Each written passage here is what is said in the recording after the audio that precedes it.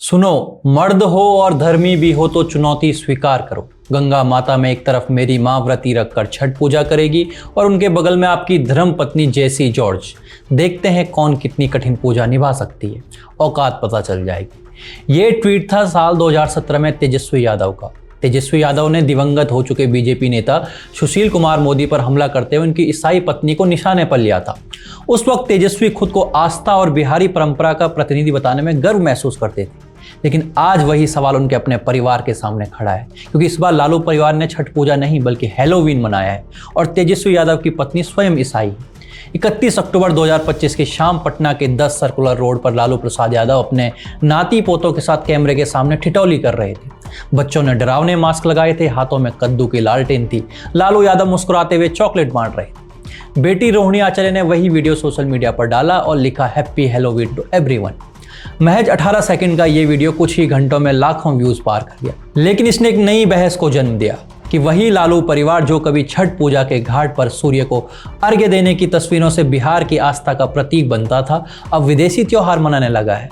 प्रधानमंत्री नरेंद्र मोदी ने भी सहरसा की रैली में कहा कि जो कुंभ को फालतू कहे वही अब हैलोवीन मनाए। बिहार की धरती आस्था की है, नाटक की नहीं। पहले जंगल राज में अपहरण था, अब आस्था का अपहरण हो रहा है। पीएम मोदी के इस बयान ने लालू परिवार पर सीधा सांस्कृतिक हमला कर दिया, क्योंकि बिहार में छठ पूजा केवल एक त्योहार नहीं बल्कि अस्मिता, पहचान और आस्था का सबसे बड़ा प्रतीक है। लालू परिवार का छठ से जुड़ाव अब अतीत की बात हो गया है। एक समय था जब राबड़ी देवी घाट पर व्रत रखती थी, लालू यादव सूर्य को प्रणाम करते थे और पूरा परिवार छठ के रंग में डूबा होता था। लेकिन साल 2021 में तेजस्वी यादव की शादी रचेल गौडनियो से हुई, जो ईसाई परिवार से हैं। इसके बाद से परिवार की धार्मिक परंपराएं धीरे धीरे बदलती चली गई।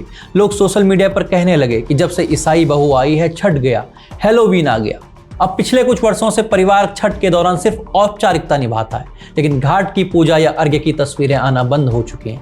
जबकि मुहर्रम के मौके पर ही देख लो, घर में ताजा जुलूस का आना बंद अभी तक नहीं हुआ है। लालू यादव ने कहा कि कुंभ का कहां कोई मतलब है, फालतू है कुंभ, ये लालू यादव की तरफ से कहा गया है। बढ़ रही है। अरे सब कुंभ का क्या कोई मतलब है, फालतू है कुंभ। अब दोस्तों यहीं से सवाल उठता है कि क्या ये परिवार अब किसी और सांस्कृतिक पहचान की ओर बढ़ रहा है?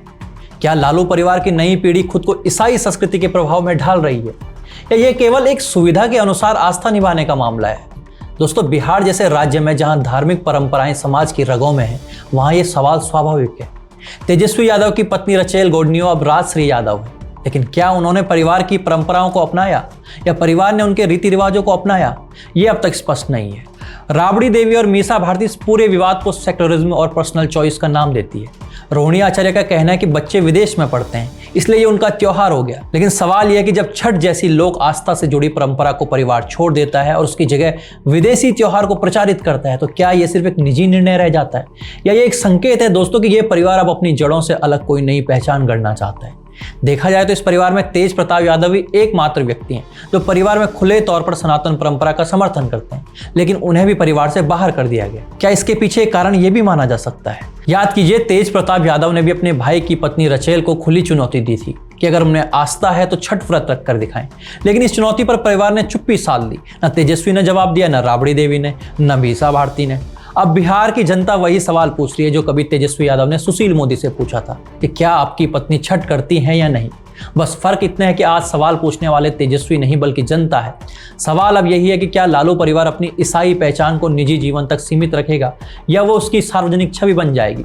क्या ये परिवार छठ मैया की आराधना छोड़कर हैलोवीन कल्चर का नया चेहरा बनने जा रहा है? क्योंकि बिहार की राजनीति केवल वोट से नहीं, भावनाओं और परंपराओं से चलती है, और इतिहास गवाह है, जो नेता अपनी मिट्टी की संस्कृति से कट जाता है उसकी राजनीति भी उसे मिट्टी में दबा देती है।